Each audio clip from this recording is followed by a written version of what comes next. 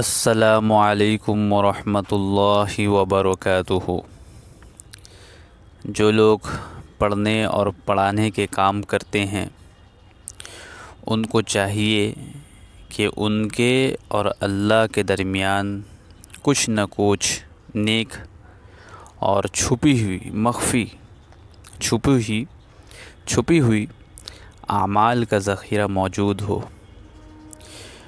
لوگوں سے چھپ کے اللہ کے لیے عمل کرے، کسی کو پتہ بھی نہ چلنے دے۔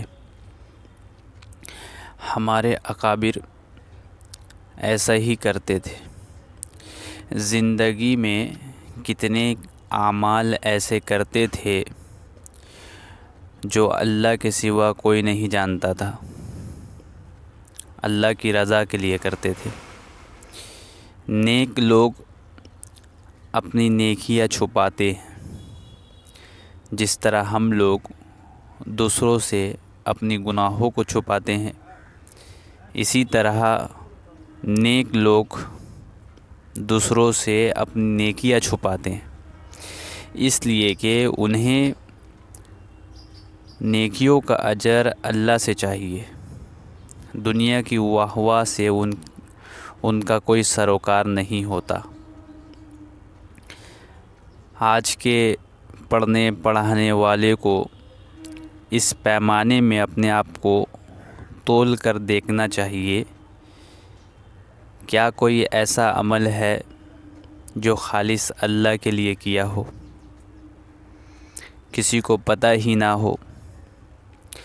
اول تو پڑھنے اور پڑھانے والے ایسے عمل کرتے ہی نہیں، اور اگر کرتے ہیں تو دوسروں کو بتاتے پھرتے ہیں۔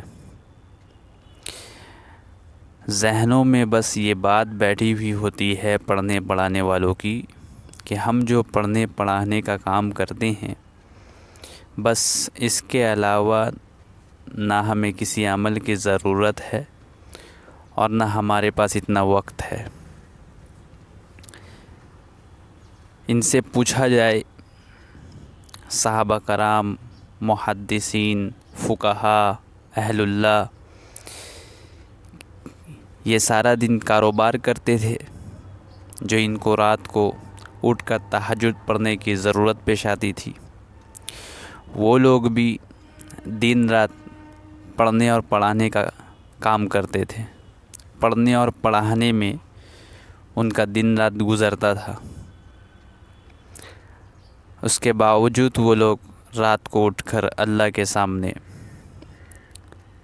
راز و نیاز کرتے، نماز پڑھتے، حتیٰ کہ کئی اکابر عشاء کے وضو سے فجر کی نماز پڑھتے تھے۔ بعض پوری رات نوافل میں مشغول رہتے، تو کیا انہیں تہجد اور اجر و ثواب کی ضرورت تھی اور ہم اس سے مستغنی ہیں؟ اب نئے پڑھنے پڑھانے والے سمجھتے ہیں کہ ہمیں تو سارا اجر پڑھنے پڑھانے میں مل ہی جاتا ہے۔ کتنا حسین دھوکہ ہے۔ اصل میں تہجد میں اٹھنے کی تڑپ ہی باقی نہیں رہی۔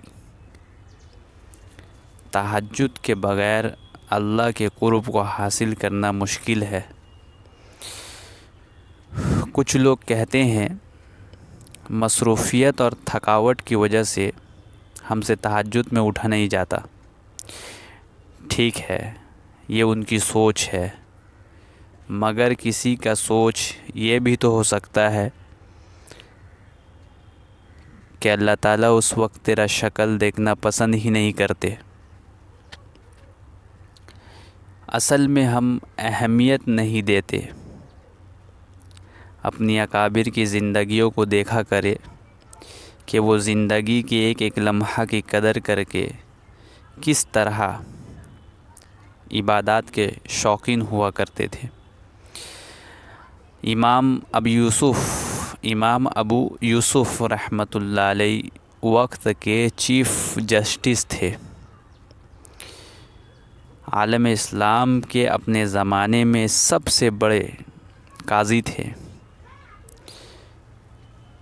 وہ سارا دن کا کام کرتے تھے، اور جب رات ہوتی تو ہر رات میں 200 رکعت نفل پڑھا کرتے تھے۔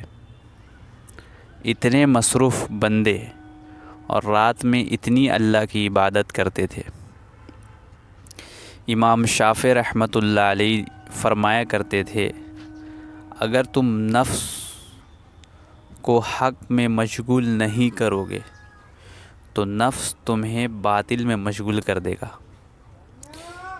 واقع بات بالکل سچی ہے، ہم نفس کو پالنے میں مشغول ہے اور نفس ہمیں جہنم میں دھکا دینے میں مشغول ہے۔